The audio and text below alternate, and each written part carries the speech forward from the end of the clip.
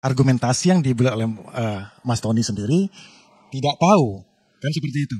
Kemudian outputnya adalah menyimpulkan bahwa ini adalah pencitraan dan tindakan represif.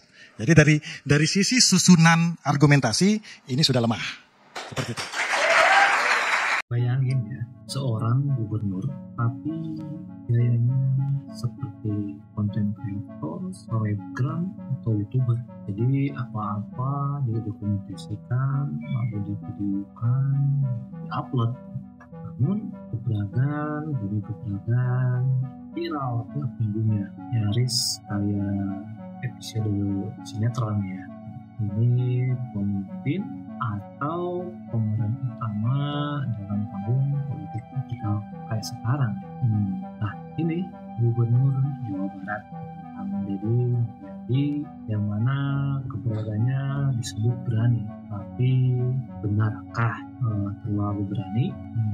Oke, sebelum kita bahas lebih dalam, mari kita review kebijakannya. Oke, sebelum kita bahas lebih dalam, mari kita review kebijakan sebelumnya ya, di mana ada larangan studi tour, terus ada pembongkaran yang dianggap ilegal, sampai sempat menyentuh cara kerja kepala daerah di depan publik ya. Semua terekam, semua tertayang, dan semua viral. Nah, karena dibalik semua gebrakan ini, akhirnya banyak pertanyaan-pertanyaan masyarakat, keluarga. Benarkah ini tindakan nyata atau sekedar narasi digital untuk mendulang simpati?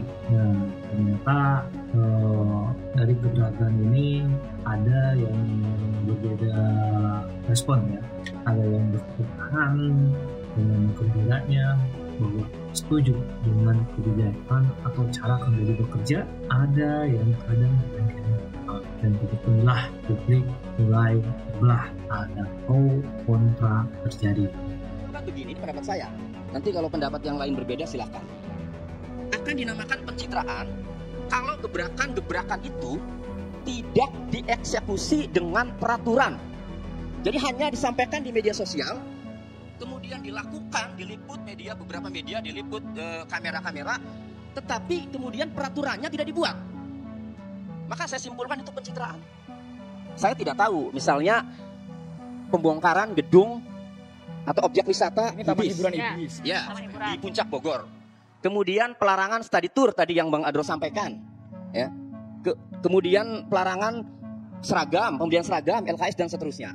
Sebagian menganggap keberadaan Deddy Mulyadi ini sebagai angin segar. Gubernur yang tidak kotor, langsung turun ke lapangan, bahkan sampai masuk ke sungai, angkutin sampah ya. Bahkan menggempur zona nyaman para birokrat. Tapi di sisi lain ada suara-suara sumbang yang bilang, ini tuh bukan gebrakan, tapi ini panggung pencitraan. Nah, mereka mempertanyakan, kalau memang serius ingin menata ulang, kenapa tidak mulai dari membangun regulasi dulu, dan kenapa tiba-tiba viral duluan baru aturan menyusul? Kalau untuk hal ini, saya pribadi ya, sebagai warga biasa yang lahir dan besar di Jawa Barat, sangat setuju dengan gebrakan Kang Deddy Mulyadi ini. Jadi birokrasinya Jawa Barat itu tapi parah dari dulu. Bikin regulasi itu, ya kalau bikin regulasi terlebih dahulu malah tambah ribet gitu kan. Jadi mendingan viralin dulu saja, supaya para birokrat tersebut mikir-mikir kalau sudah viral dan mau. Dan emang untuk kerja para birokrat tersebut perlu monitoring dan evaluasi cara kerjanya. Dan ketika ada studi tour dilarang, ada orang yang bertepuk tangan senang, tapi ada juga yang garuk-garuk kepala karena mikir katanya anak-anaknya sudah bayar. Bahkan ada yang bilang gurunya yang sudah buka tempat, ada yang bilang orang tuanya siapin budget. Nah, Untuk hal ini perlu kita tanggapi dengan bijak, karena tidak semua anak-anak yang baik itu orang tuanya mampu. Mereka siapin belajar untuk studi tour itu kadang sampai pinjem-pinjem. Ada yang pinjem ke mau katoran menir, gitu kan. Yang bahkan nanti pas begitu berangkat memikirkan bagaimana cara nyangoni atau memberi uang jajan saat pemberangkatan. Otomatis kan uangnya double. Nah itu yang perlu kita pikirkan, jangan berpikir bagi orang yang mampu bayar karena wah rugi akhirnya nggak bisa jalan, ya jangan. Tapi pikirkan orang yang belum mampu atau belum bisa ikut studi tour. Memutuskan atau melakukan tindakan seperti yang kita saksikan, yang kami lihat ya, ini di media sosial ya, itu terkesan dadakan, buru-buru dan harus. Nah sementara peraturannya saya tidak tahu apakah sudah dibuat atau belum. Itu dia. Jadi pencitraan maksud Anda gitu ya? Ya silakan ditanggapi. Oke, membangun sebuah teori itu harus berdasarkan sebuah argumentasi dan dalil yang kuat. Nah, tadi Mas Tony sudah menyatakan saya tidak tahu apakah Kang Deddy Mulyadi sudah melakukan tindakan tersebut sesuai dengan aturan perundang-undangan yang berlaku. Artinya argumentasi yang dibuat oleh Mas Tony sendiri tidak tahu, kan seperti itu. Kemudian outputnya adalah menyimpulkan bahwa ini adalah pencitraan dan tindakan represif. Jadi dari sisi susunan argumentasi ini sudah lemah. Seperti itu. Kecuali Mas Tony sudah bisa memastikan bahwa contoh proses pembongkaran yang dilakukan di puncak, ya kan itu prosedurnya sudah dilanggar. Tapi tadi beliau sudah mendisklaimer dia tidak tahu. Jadi oleh karena itu outputnya kesimpulannya mengenai tentang masalah adanya pencitraan menjadi gugur. Ini secara teori argumentasi hukum ya. Yang kedua, kalau saya agak panjang nggak apa-apa ya? Jangan panjang-panjang. Ya prestasi Bapak Aing ya, Kang Deddy Mulyadi di Purwakarta itu sudah selama 2 periode sudah tidak bisa kita ragukan lagi ya, no debat tentang masalah itu. Nah tapi saya pengen menyoroti bahwa satu, Kang Deddy Mulyadi ini adalah gubernur ya, yang sudah siap pakai, ya sudah siap pakai. Artinya apa? Dia sudah tahu apa yang harus dia lakukan. Nah, kenapa dia sudah tahu? Satu, dia sudah menjalani 2 periode sebagai gubernur Purwakarta. Dia sudah bisa mapping semuanya. Bupati Purwakarta, ya kan? Nah, ketika dia menjabat dia tinggal melakukan eksekusi tersebut. Nah, itu yang kedua ya. Yang ketiga itu dari secara background beliau ini adalah orang biasa. Seperti yang beliau katakan, saya ini orang kampung. Saya ini orang biasa, bukan orang elitis. Nah, kalau kita background lagi ke belakang, ya kan? Demografi penduduk dari Jawa Barat itu mungkin 95% adalah masyarakat pedesaan. Masyarakat miskin pedesaan. Yang tentunya itu beresonansi dengan hati nurani beliau. Jadi beliau tahu persis hati nurani problem dari masyarakat Jawa Barat. Termasuk juga hati nuraninya Mas Tony ya? Ya, beda kalau seorang kepala daerah yang elitis yang tidak bisa tahu dengan penduduk sekitar. Beliau ini anak petani, tahu masalah-masalah pokok di sana. Jadi 2 komponen sebagai seorang yang sudah berpengalaman dari sisi birokrasi dan latar belakang beliau sebagai seorang anak desa yang tahu tentang problem-problem masyarakat, aspirasi masyarakat, itu bisa langsung beliau jalankan. Itu yang saya sebut dengan gubernur yang siap pakai. Ya? Nah, berikutnya lagi. Kalau kita lihat dari sisi aspek manajerial, ya kan? Bagaimana dahsyatnya seorang Deddy Mulyadi bisa mengorkestrasi dan bisa menghimpun, ya kan, para kepala-kepala daerah, para bupati di Jawa Barat itu dalam menanggulangi, ya kan, banjir di Bekasi. Semua kompak. Ini mungkin tidak baru, tapi ini ya dikoreksi kalau ada yang salah ya. Disclaimer. Saya disclaimer. Saya baru melihat bupati yang bisa mengarrange, gubernur ya? Gubernur yang bisa mengarrange seluruh bupati, wali kota bersatu padu untuk supaya bekerja sama menanggulangi ini. Karena ini yang tidak bisa terselesaikan. Dia urai. Masalah Bekasi, masalah Jakarta, ini masalah hilir. Masalah hulu adalah yang di atas. Masalah di Kabupaten Bogor, ya, di Bandung, di tempat-tempat lain, di Bekasi, kota, ya. Beliau kumpulkan itu menjadi satu. Pentingnya itu dari sisi kepemimpinan, beliau sudah bisa menghimpun itu. Dan jangan salah, para kepala-kepala daerah, bupati, wali kota yang ada di Jawa Barat yang beliau himpun, ya kan, sehingga akhirnya kompak itu, bukan seluruhnya itu dari partai pendukung pemerintah juga. Jadi itu hebatnya Deddy Mulyadi maksud Anda? Salah bukan pencitraan sama sekali bukan ya? pencitraan. Nah, nanti saya masalah pencitraan saya akan.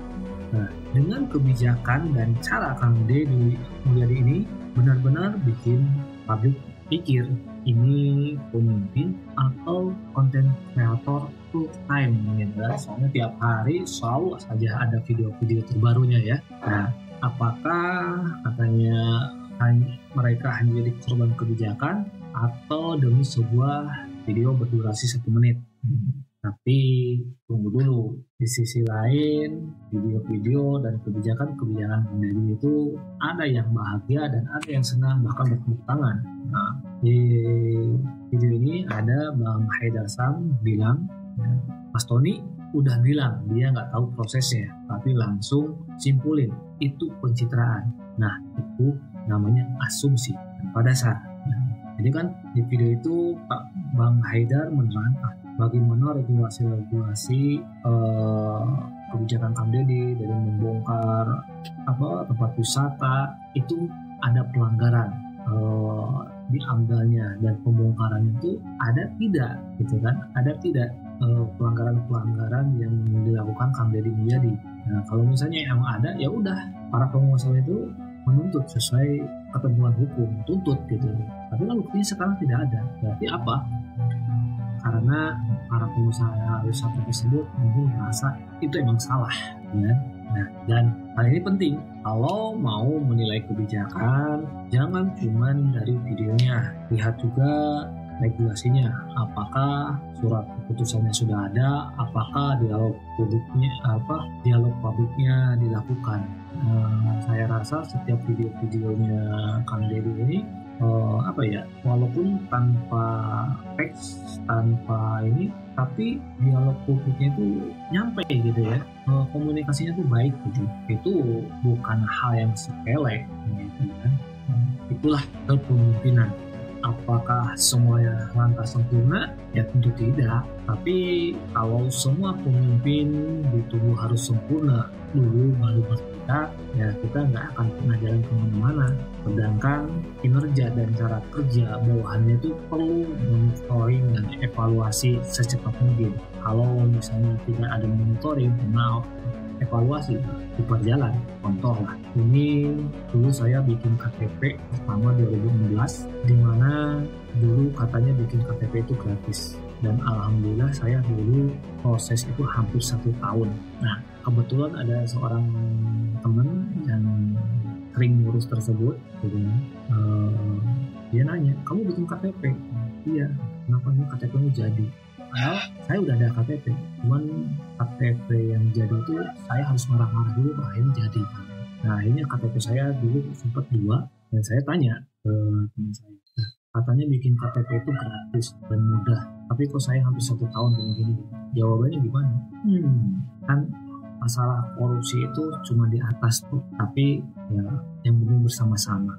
Udah, jawabannya cuma yang penting bersama-sama, berarti bareng-bareng. Dan 2016 itu hanya obrolan biasa, tapi pas begitu sekarang terjadi berbagai korupsi di mana-mana ya, Pertamina, Antam, yang dulu waktu zaman SBY itu kasus korupsi itu paling miliaran, nggak ada yang triliunan, jarang ada berita lah triliunan gitu kan.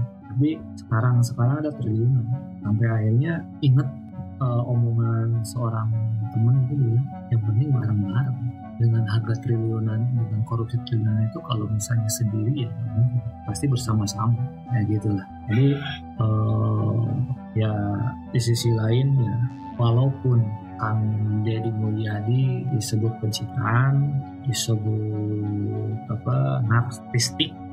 narsistik ya, tapi ya sebagai pemimpin saya sendiri percaya, dan saya yang sudah mengalami birokratnya di Jawa Barat, ya, ini menjadi hal yang baru dengan gerakan-gerakan ini. Ya perlu digebrak, perlu dihancurkan gitu. Zona nyamannya itu. Nah, jadi ya pembelaan untuk Kang Deddy itu ya kalah kuat. Orang bilang pencitraan, tapi bukti-bukti dari cara kerjanya Kang Deddy itu nyata, bukan hanya pencitraan. Kalau pencitraan itu ya tadi bilang dia melakukan A di depan layar, tapi di belakang layar dia ngelakuin B, dan yang A itu nggak jalan. Nah itu pencitraan. Tapi kalau Kang Deddy itu selalu ada buktinya, ya. Dilihat saya dari Bupati Purwakarta, jadi anggota dewan, gitu, yang selalu diupload dan video-videonya yang selalu edukasi tentang bagaimana menjaga alam, bagaimana branding politiknya itu bahkan nggak sebenarnya menjelekan atau menyerang musuh, justru menyerang yang notabene hal itu merugikan rakyatnya gitu. Nah itu ya, jadi Kang Deddy itu emang bukan orang baru ya, 2 kali menjabat jadi Bupati Purwakarta, lahir di keluarga sederhana, tumbuh di pedesaan gitu kan. Nah dan sekarang saat jadi gubernur ya tahu waktunya sangat pendek, sangat singkat, jadi ya harus memberikan gebrakan yang cepat bahkan brutal. Kalau misalnya ya nyantai kayak gini, untuk birokrat Jawa Barat nggak bakalan kena. Tahu sendiri kemarin banyak berita tentang premanisme, dan itu diakuin bahwa emang nyatanya birokrat di Jawa Barat tuh banyak yang premanisme gitu kan. Jadi ini harus sebagai masyarakat harus monitoring dan harus menjaga dan harus mendukung hal-hal yang positif dari Kang Deddy Mulyadi ya. Nah, maka dari ini kita harus terus monitoring, evaluasi, dan harus mengingatkan gitu bahwa Kang Deddy harus penuh kehati-hatian, karena dalam demokrasi niat baik saja tidak cukup, prosedur dan akuntabilitas harus tetap terjaga dan harus jelas gitu kan.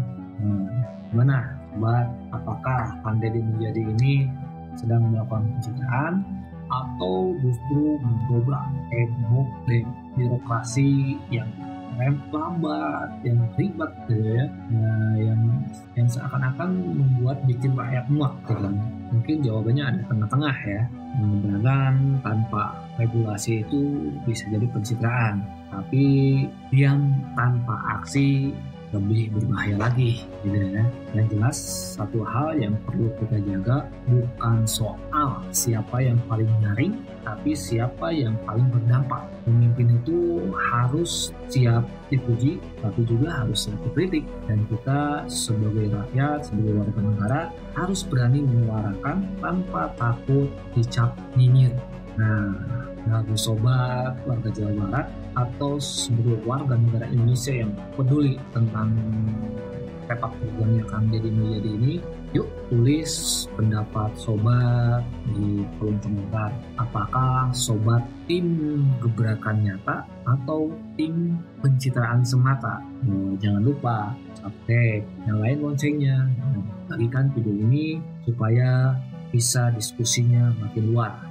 Jangan lupa subscribe, nyalain lonceng, dan bagikan video ini biar diskusinya makin luas, karena demokrasi dimulai dari suara kita.